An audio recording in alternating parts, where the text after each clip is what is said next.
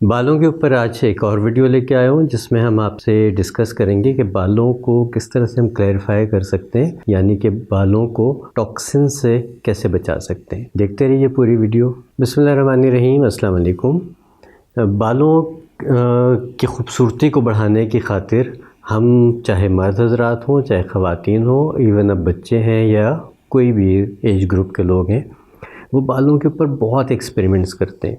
वो बालों को रंग बिरंगा करते हैं, मतलब डाई करते हैं मुख्तलिफ़ रंगों से।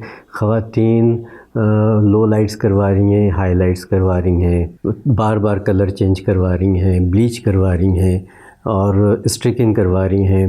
अब तो ये सब काम मर्द हज़रात भी करवाते हैं, मैं खाली ख़वातीन को नहीं कह रहा। इसी तरह से वैक्स का, हेयर स्प्रे का इस्तेमाल डेली बेसिस पे हो रहा है, ब्लो ड्राई का इस्तेमाल डेली बेसिस पे हो रहा है, शैम्पू का इस्तेमाल डेली बेसिस पे हो रहा है, कंडीशनर लगाए जा रहे हैं और इसके अलावा क्या करते हैं, स्ट्रेटनर्स लगाए जाते हैं, आयरन किया जाता है। इसका मतलब ये हुआ कि हम बालों के साथ बहुत ज़्यादा रफ़ सलूक करते हैं। हमें चाहिए कि बालों के साथ ऐसा ना करें।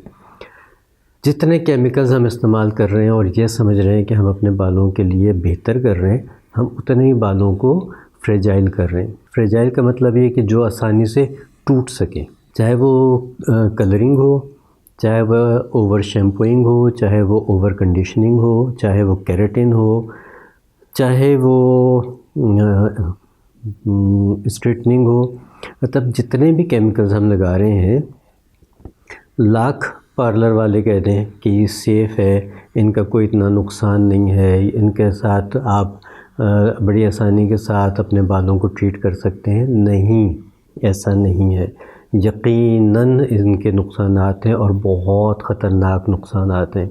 आपको फ़ौरी तौर पे तो बालों में बड़ा खूबसूरत फॉल नज़र आएगा, बड़ी खूबसूरत शाइन नज़र आएगी, आपको लगेगा कि बाल तो मेरे बड़े हसीन हो गए। लेकिन 3-4 महीने के बाद ही आपको पता चलेगा कि आपने बालों के साथ क्या किया है और आपके बाल टूटना शुरू हो जाएंगे, रफ़ हो जाएंगे, ब्रिटल हो जाएंगे, दो मुँहे हो जाएंगे। तो ये सारी चीज़ें हो जाएंगी। अच्छा, उसके बाद फिर क्या किया जाता है कि अगेन यूज़ किया जाता है क्लैरिफाइंग शैम्पू।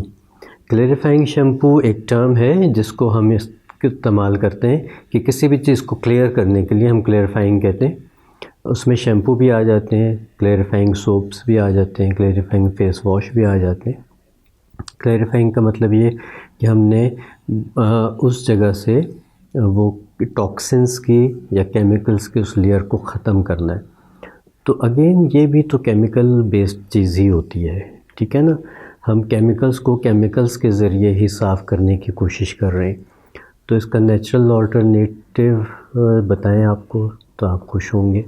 आपको लगेगा कि हाँ, वाकई आहिस्ता से ही लेकिन बालों में बड़ी ही खूबसूरत तब्दीली आ रही है। करना क्या है, आपने नोट कीजिए नुस्खा।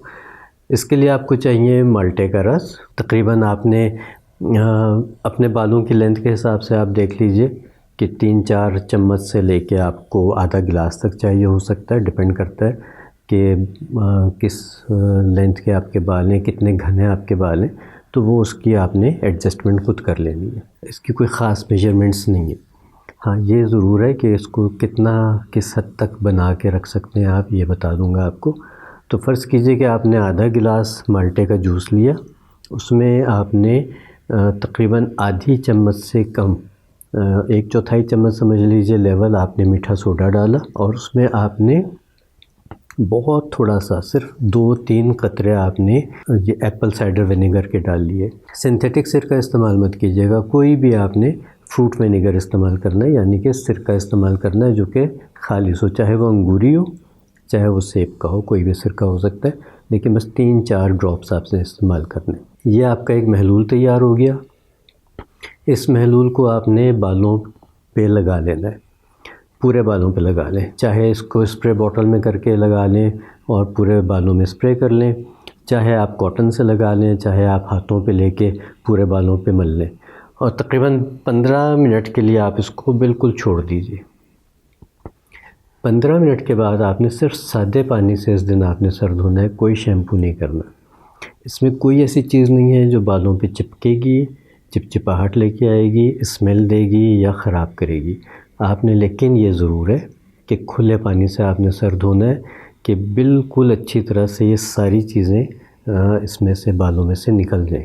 हफ्ते में 2 दफ़ा कीजिए अगर आपके बाल बहुत ही ओवर ट्रीटेड हैं। अगर आपके बाल कम ट्रीटेड हैं तो आप हफ्ते में 1 दफ़ा कर लीजिए। 2 से 3 दफ़ा ये आप करेंगे, 3 से 4 दफ़ा मैक्सिमम आप करेंगे तो आप देखेंगे कि आपके बालों में से दोबारा जान आना शुरू हो गई है। उन पे जो केमिकल की एक लेयर थी, जो एक डलनेस आई हुई थी, जो एक ख़राबी नज़र आती थी, वो ख़त्म होना शुरू हो गई और आपके बाल बाकायदा रिपेयर होना शुरू हो जाएंगे। अब आप कहेंगे कि अगर माल्टे का जूस का सीज़न ना हो तो फिर क्या करें?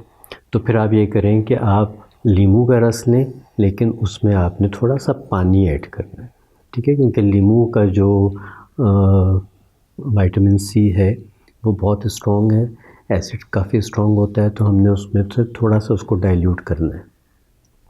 और क्या चीज़ ले सकते हैं? आंवला ले सकते हैं। अगर सूखा आंवला आपने लेना है तो फिर आपने उसको 1 टीस्पून को 1 गिलास पानी में भिगो के पूरी रात छोड़ दीजिए। सुबह उस पानी को छान लीजिए और ये पानी, इसमें मीठा सोडा और 3-4 कतरे उसी तरह से सिरके के डाल के आप इस्तेमाल कर सकते हैं। तो अब आपको मैंने 3 वेरिएंट्स बता दिए। जिस वक्त माल्टा मिले तो माल्टा नंबर 1 पे, फिर आंवला और तीसरे नंबर पे लेमन जूस, ठीक है? तो आप साल में किसी भी टाइम पे अपने बालों को क्लैरिफाई कर सकते हैं, शाइन दे सकते हैं, खूबसूरत बना सकते हैं। और यकीन मानिए कि ये वाला नुस्खा इतना खूबसूरत है बालों के लिए, इतना शानदार है बालों के लिए कि मैं आपको बता नहीं सकता। आप इस्तेमाल करेंगे तो फिर आपको पता चलेगा कि आपके बाल कैसे अच्छे हो गए। तो इस्तेमाल कीजिएगा, ज़रूर बताइएगा। वीडियोस पसंद आया करें तो लाइक भी कर दिया करें, शेयर भी कर दिया करें और सब्सक्राइब भी कर लिया करें। अगले वीडियो तक के लिए इजाज़त दीजिए। अल्लाह निगहबान।